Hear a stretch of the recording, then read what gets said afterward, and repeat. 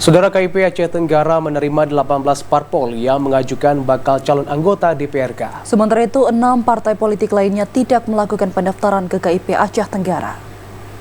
Komisi Independen Pemilihan KIP Aceh Tenggara telah menerima 18 partai politik yang mendaftarkan bacaleknya untuk pemilu 2024 mendatang.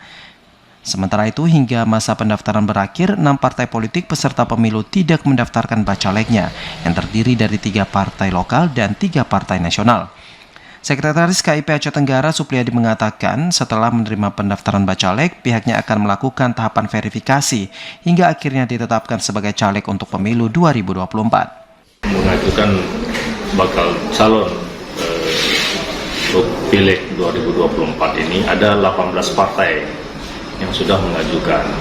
Yang belum mengajukan atau tidak mengajukan pada batas waktu tanggal 14 sampai dengan pukul 23:59 tadi malam, ya ada 6 partai politik gitu.